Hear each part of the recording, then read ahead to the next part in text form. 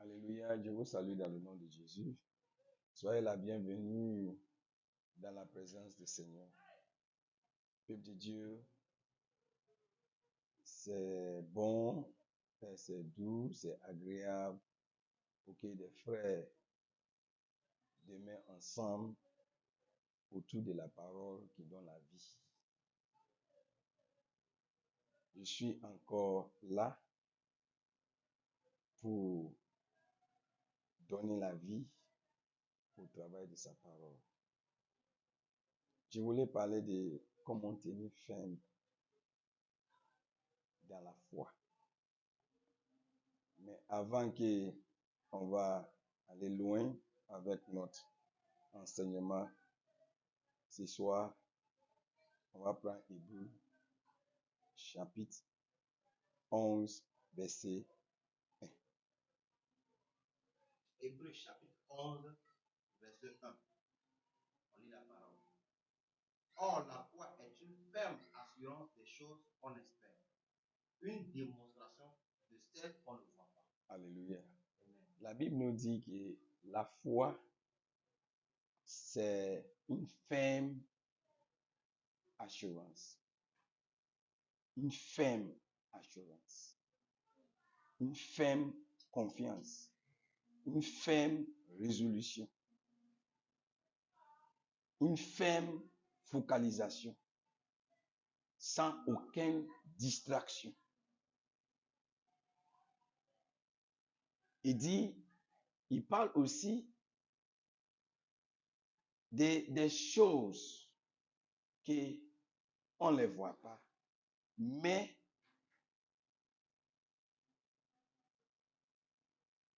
par la foi, il y a une démonstration qui se manifeste dans nos pensées, dans notre esprit, par rapport à ce qui on espère. Mais souvent, il y a plusieurs personnes qui sont beaucoup troublées avec le mot la foi. Souvent, il y a certaines personnes qui disent, je sais que j'ai la foi que Dieu va me donner à manger demain. J'ai la foi que Dieu va me donner le travail. Mais souvent, Dieu ne nous donne pas le temps. Mais notre foi aussi nous amène à focaliser sur un temps bien précis. Mais toute foi qui est donnée aussi par Dieu est testée. Souvent, on est en face de certaines situations lorsqu'on a la foi qu'il doit me marier cette année. Et on voit que le mariage n'est pas possible. Or, on voit que le travail n'était pas lieu. C'est pas parce que c'est pas lieu, le temps que tu voulais, tu dois dévier ta confiance à Dieu. C'est qui tu es. Tu as espéré. Doit rester toujours en intact.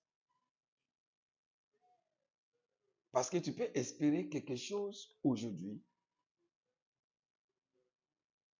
de la part de Dieu, qu'il est capable à le faire. Mais le temps qui est fixé là n'est pas le temps de Dieu pour ta vie. Donc, ce n'est pas parce que tu as espéré pour dire que cette année, je sais que le mariage doit être fait. Mais parce que les conditions n'étaient pas réunies, et tu vas dire que Dieu t'a trahi. La foi ne peut jamais trahir.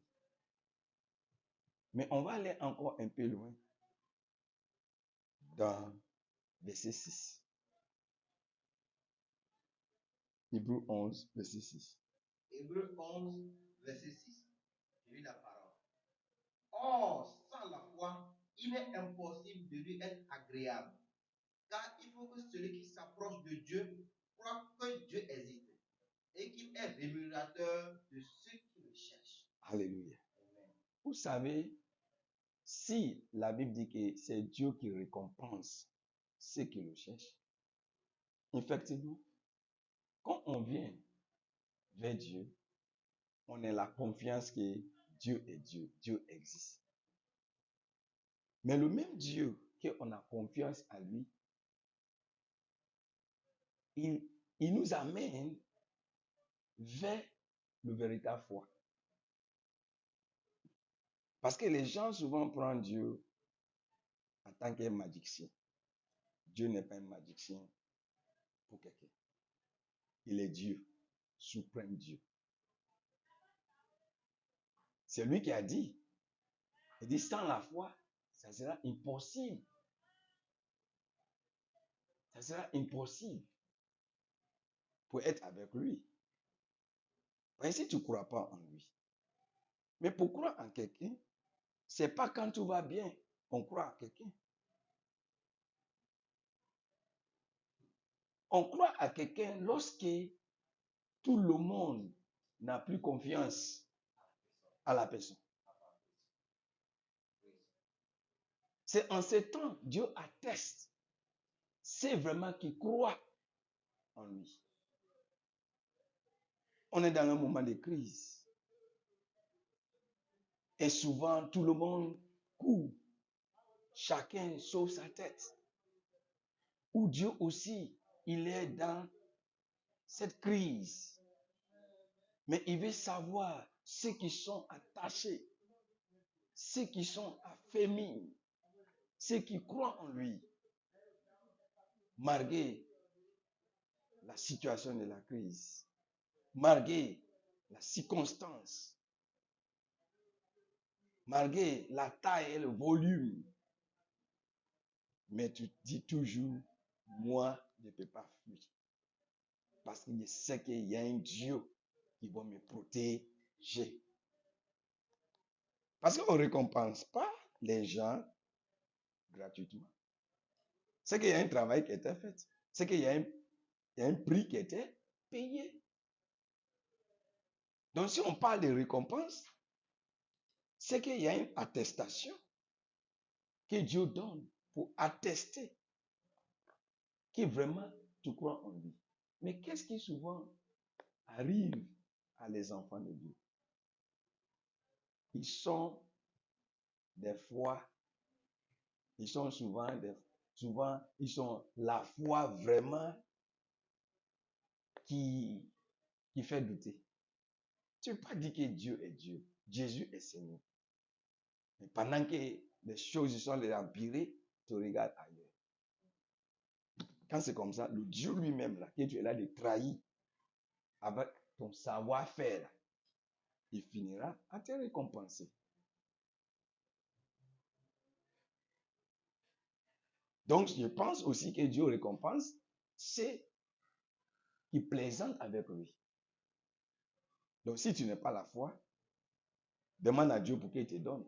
Mais si c'est Dieu qui t'a donné la foi pour avoir confiance en lui, tu ne peux jamais le trahir, quel que soit ce qui peut arriver. Même si des hommes vont tenir des langages étranges vers la personne, vers Dieu, tu ne seras pas le premier, le dernier à renoncer à Dieu. Parce que le moment de récompense, c'est le moment où tu exécutes ta foi en face des doutes, en face des choses qui font peur. Mais laissez-moi, je vais encore te faire sortir d'un autre état d'ignorance. Parce qu'il y a quelque chose qu'on n'arrive pas à discerner. Dieu a utilisé la foi pour qu'on soit agréable à lui. Parce qu'il a dit, sans la foi, ça sera quoi? impossible Impossible. pour être agréable à lui. Donc, si tu n'as pas la foi en lui, tu ne peux pas être agréable. Mais souvent, il y a certaines personnes qui disent que non, Dieu est avec moi, je sais que Dieu est avec moi, mais Dieu est avec. Mais est-ce que Dieu est agréable? Parce que tu peux être avec quelqu'un, mais tu ne peux pas être agréable avec la personne. Tu es toujours en conflit avec la personne. Vous pouvez vivre dans la même maison, mais tu contestes toujours ce qui. Et quand la personne te dit, demain, tu vas se réveiller, et toi aussi tu sais que ce qu'il a dit là, ça va se faire. Tu dis Amen. Tu dis quoi? Amen. Dieu le sait. Amen. Même si tu veux se réveiller, tu trouves certaines difficultés, ça ne doit pas affecter ta confiance en Dieu. Tu dois dire, même si je me sens lourd, alors que j'ai la foi pour se lever selon ce qui était dit. Mais je vais vous dire que la foi, c'est un poison pour l'ennemi de Dieu. C'est le secret qui est là. La foi, c'est quoi? Un poison pour l'ennemi de Dieu. Parce que quand il voit que tu as la foi, ta foi peut le tuer rapidement. Mais quand il agit dans ta vie, il cherche à mener la distraction dans ta vie, tu ne le calcules pas, tu ne le considères pas. Il est étouffé, il est étranglé,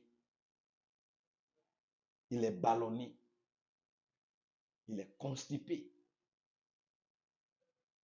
Il n'arrive pas à respirer parce que ta foi le dérange. Donc c'est ça qui envoie aussi des rétrogrades. Il sait que pour suivre le Seigneur, chacun doit porter sa croix. Donc le moment de porter notre croix, c'est là maintenant lui qui apparaît. Pour nous faire croire que Dieu est là. Pour nous faire croire que est-ce que ce qu'on entend de sa part là, ça sera possible? Donc quand ces genres de questions commencent à promener dans le cerveau, l'homme commence à échouer son test de devoir en face de la foi.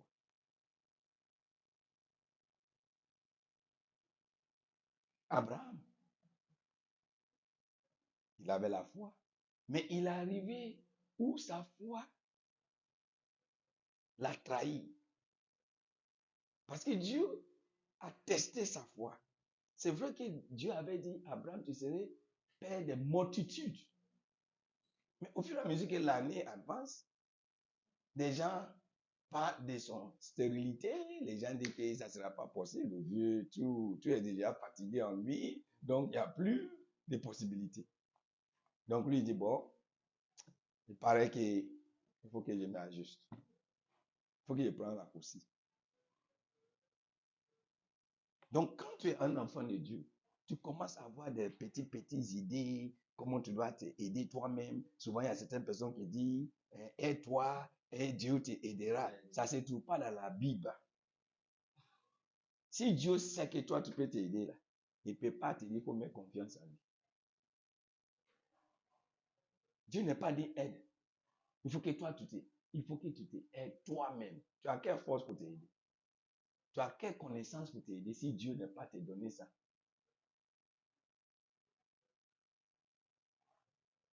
Donc, ce sont des fausses doctrines et des fausses enseignements. Que bon, on dit, aide-toi, et le ciel t'aidera. Si Dieu savait que toi-même, tu peux t'aider toi-même, il devait te donner ton indépendance. Et aucun homme ne peut jamais avoir indépendance devant son indépendance devant Dieu. Parce que quand l'indépendance arrive, l'homme devient orgueilleux, l'homme devient arrogant, l'homme devient autre chose. Il ne calcule plus tout ce qui concerne Dieu. Parce qu'il se suffit. Il se sent qu'il est déjà arrivé. Donc voilà pourquoi souvent quand Dieu crée des situations dans notre vie, on devient dépendant. On vient vers lui pour le prier, pour lui dire, papa, je suis à toi. Autrefois, je pensais que ma force devait me sauver, mon intelligence devait me sauver, mon argent devait me sauver, mais j'ai mal compris des choses. Aujourd'hui, tout ce que je pensais que ça peut me sauver, j'ai perdu tout.